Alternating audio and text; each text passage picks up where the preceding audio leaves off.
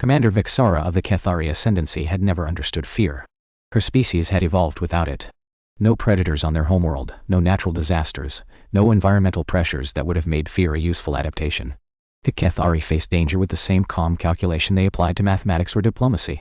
They assessed threats, determined optimal responses, and acted accordingly. Fear was something other species experienced. A weakness the Cathari had transcended. Or so she believed. "The human is recovering," her medical officer reported, gesturing toward the stasis pod, where Lieutenant Marcus Webb floated in regenerative fluid. "The damage was extensive, but our technology should restore full function within 3 days." Vexara nodded, her expression neutral. "Good. He is a valuable asset to this mission." "Commander, if I may." The medical officer hesitated. "Your vital signs during the incident were anomalous." "Plain. When the hull breach occurred and Lieutenant Webb was pulled toward the rupture, your cardiovascular and neurological readings spiked in patterns we have never recorded in a Cathari subject. If I did not know better, I would say you experienced something similar to what other species call, that will be all, medical officer." The doctor retreated, leaving Vexara alone with the unconscious human and questions she did not want to answer. She remembered the moment with perfect clarity. The Cathari did not forget. The explosion. The screaming wind of atmosphere escaping into void. Marcus's body tumbling toward the breach, his human reflexes too slow to catch the handhold that might have saved him. She remembered moving without thinking. Abandoning the command console that required her attention. Crossing the deck in 3 strides and catching his arm just before the vacuum claimed him. Holding him against the crushing pull of decompression while her crew fought to seal the breach. She remembered the way her heart had pounded. The way her vision had narrowed. The way something primal and overwhelming had surged through her body, demanding that she save him. She had not calculated. She had not assessed. She had simply acted, driven by something that defied the rational processes that defined her species. He looked troubled. Marcus's voice was weak, muffled by the stasis fluid. He shouldn't have been conscious. The medical protocols should have kept him under until healing was complete. "You should be resting," Vexara said. "Hard to rest when I can feel you staring at me." His eyes opened, finding hers through the translucent barrier. "What happened? After the breach, you nearly died." "I prevented it." "How? I caught you before you were pulled into the void." "That doesn't sound like standard Cathari protocol." "Even injured, even floating in regenerative gel," he managed to smile. "Shouldn't you have been maintaining your station? Calculating optimal outcomes?" "I should have been, but you weren't?" "No."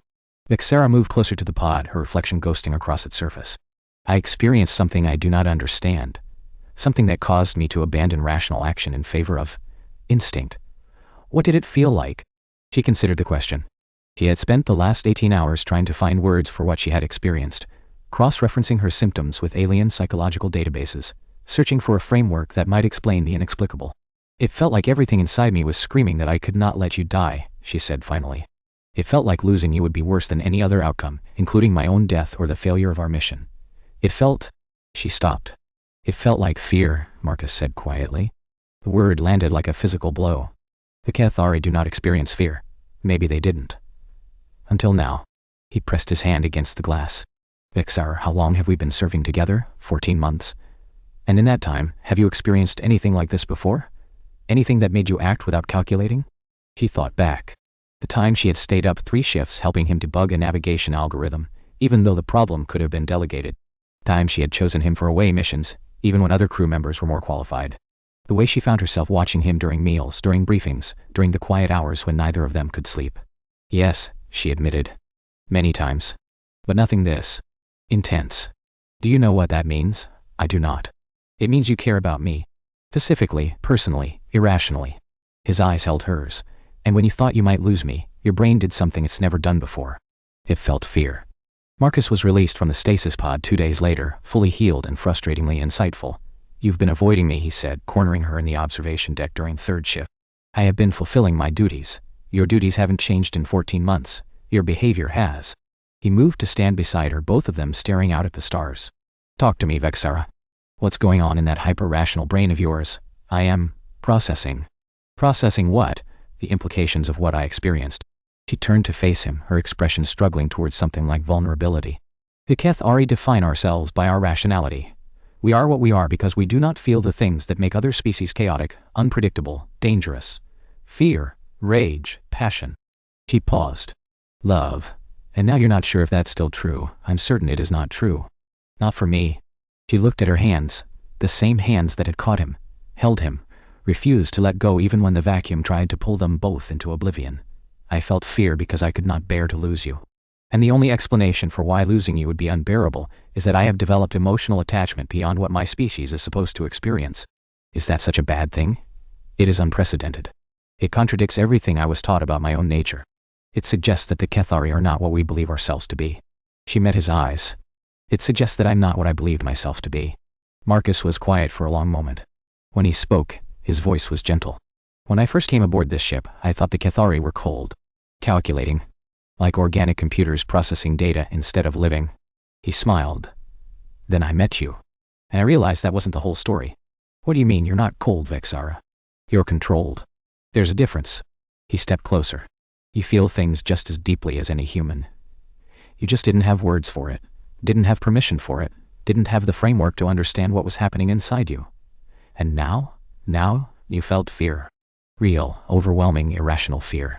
Kind that makes you throw yourself across a deck to save someone without thinking about whether it makes sense. He reached out and took her hand. That's not a malfunction. That's being alive. Vexara looked at their joined hands, her cool gray skin against his warm brown. A point of contact that sent signals cascading through her nervous system, triggering responses she still couldn't name. I do not know how to be alive in the way you describe, she admitted. I do not know how to feel without analyzing, how to want without calculating, how to... He struggled for words. How to be with you the way my instincts are demanding. You don't have to know how, you just have to be willing to try. He lifted her hand to his lips.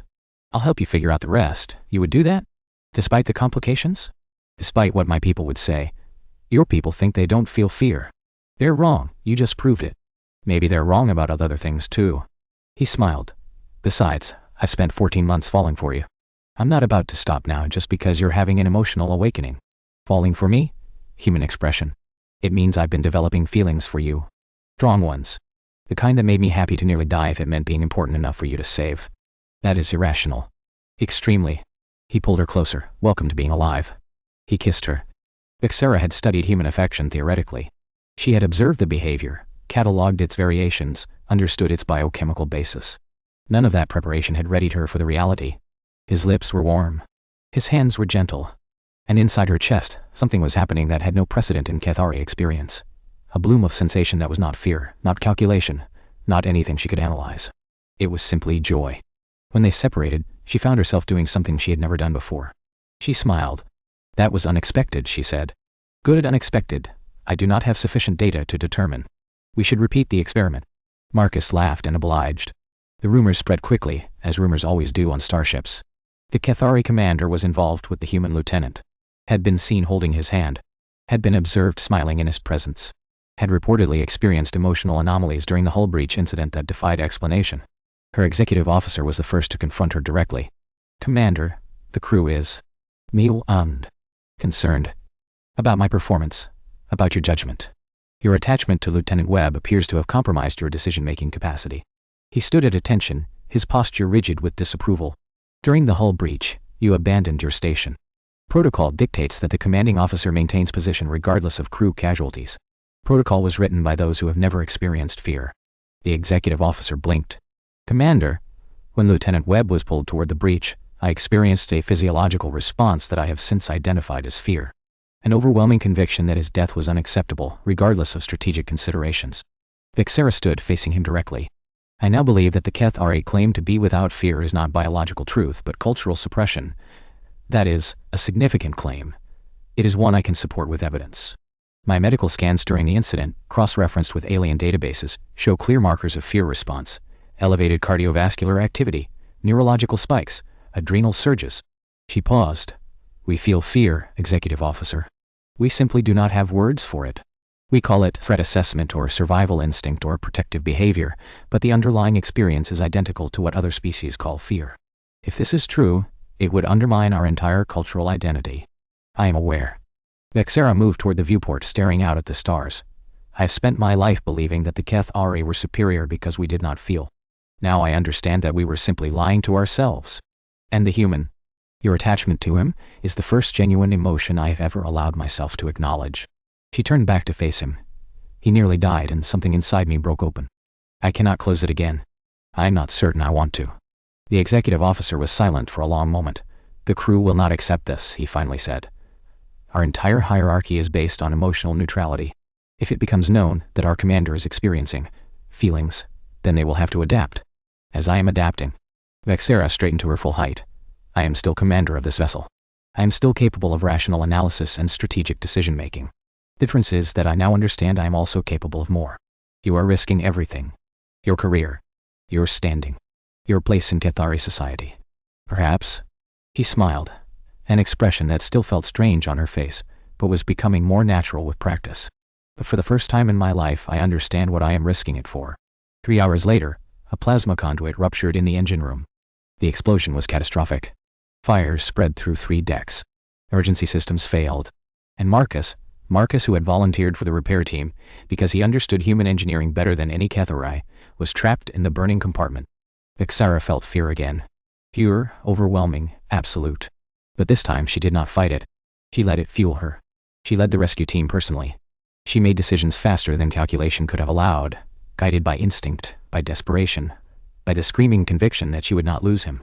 She crawled through burning corridors and held her breath through toxic smoke and dug through collapsed debris with her bare hands. She found him unconscious, burned but breathing, and she carried him out herself. When the medical team took him, she collapsed against a bulkhead, exhausted beyond anything she had ever experienced. Her executive officer found her there. That was not rational, he said. No, protocol dictated that you remain in command, that you direct the rescue from a safe position, I know. He was quiet for a moment. Then, slowly, he sat down beside her. The crew saw what you did, he said. They saw you go into the fire for him. They saw you refuse to leave without him. He paused. They are calling it the bravest thing they have ever witnessed a commander do. They should be calling it the most irrational. Perhaps there is a place where bravery and irrationality intersect. He looked at her, really looked for the pool. First time without judgment. Perhaps fear is not weakness. Perhaps it is what allows us to be more than we believed possible. Vexara closed her eyes. Her species feels no fear, she murmured. Until I nearly died. Until she discovered what she was willing to do to save me. He will recover. The doctors are confident. I know. She opened her eyes and something new was shining in them. And when he wakes, I will be there. Because that is what fear teaches you, not what to avoid, but what you cannot live without.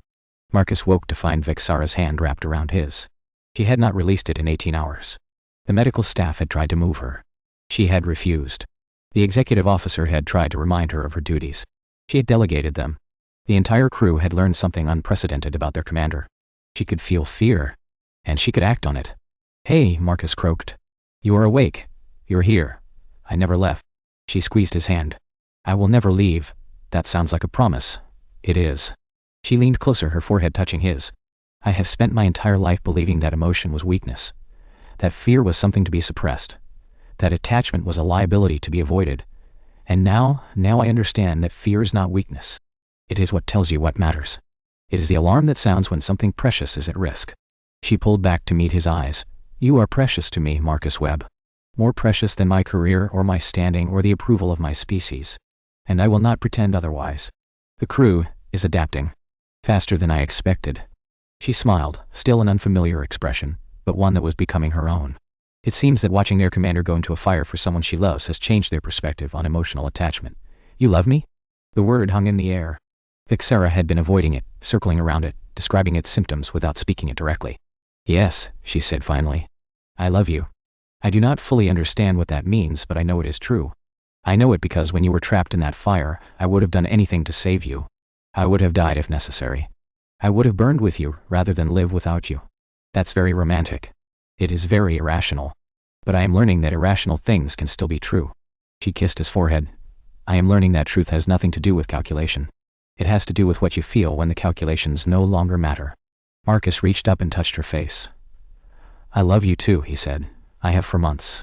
I just didn't know if you could feel it back. I have been feeling it for months as well. I simply did not have words for it. She caught his hand, holding it against her cheek. Now I do. And I will not waste them. The announcement came 3 days later when Marcus was well enough to stand beside her. Commander Vexara addressed her crew in the main assembly hall, her hand visibly intertwined with the human lieutenants. I have experienced something that our species claims to be impossible, she announced. I have felt fear. Genuine, overwhelming, irrational fear. The kind that makes you abandon protocol and risk everything for someone you cannot bear to lose.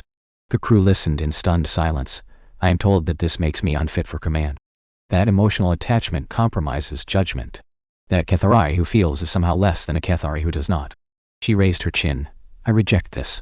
I have not become weaker by learning to feel. I have become stronger. Because now I understand what I am fighting for.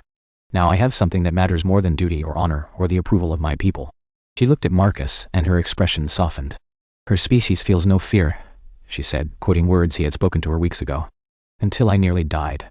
Until she discovered that fear is not weakness. It is the price of loving something you cannot afford to lose. She turned back to her crew. I am still your commander. I am still capable of leading this mission. The difference is that I now understand why leadership matters. Why any of this matters. She squeezed Marcus's hand. Because there are people worth fighting for. Worth fearing for. Worth living for. The silence stretched for a long moment. Then slowly her executive officer began to applaud.